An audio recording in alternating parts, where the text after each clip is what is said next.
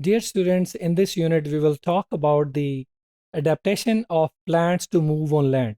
Now, when we talk about the adaptations, of course, first, these plants or the ancestor of plants, they used to live in the aquatic environment where the conditions were very different. When they have to move to land, they have to develop certain new structures and characteristics.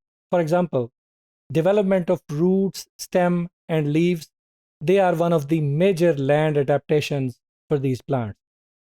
Now, all plants, they use the process of photosynthesis for generating food from minerals.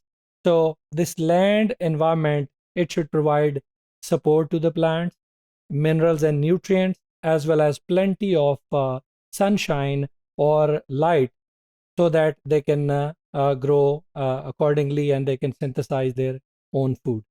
Now, for this purpose, root is the first requirement of land plants because it helps it in getting all the nutrients which are essential for it to synthesize its own food.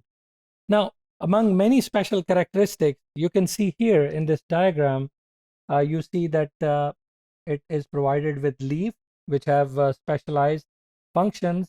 Then roots is also there, which helps in the absorption of nutrients from the environment. And then there are other body structures which have helped them in successfully adapting on the land mass. And stem, which is essential for the mechanical support which is provided to the plants.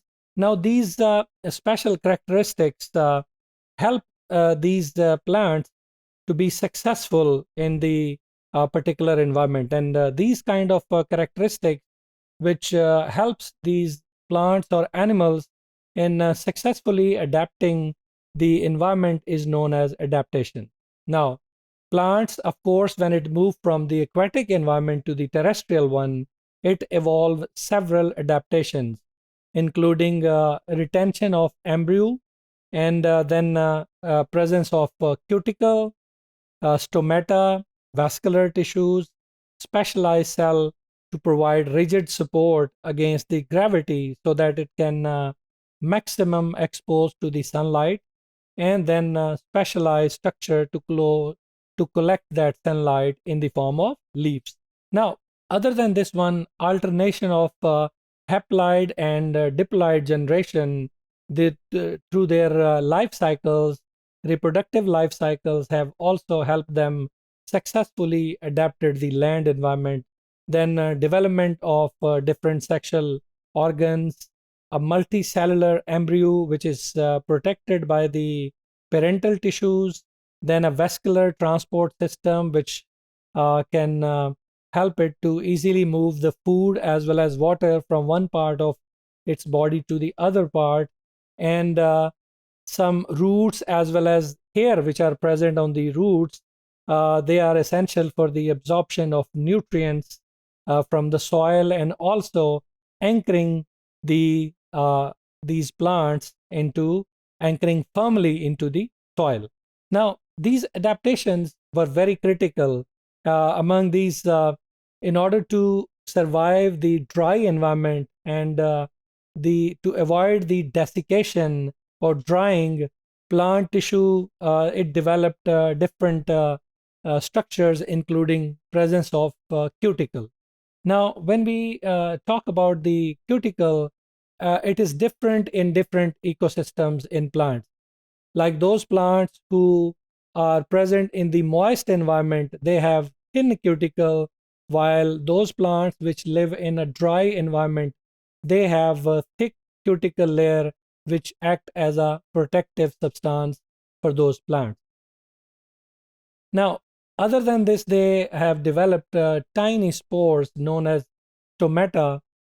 Singular form is known as stoma. They are present on the surface of leaves and stem of almost all plants, and they help in successfully exchanging the gases. A plant needs carbon dioxide from the environment, and as a byproduct, oxygen is synthesized, which has to be released into the air. These stomata are successfully functioning for these adaptations. Other than this one, a fertilized egg develop into a multicellular embryo, which develops into a young plant within the female gametangium. This embryo or this adaptation for retention of embryo is protected during its initial development.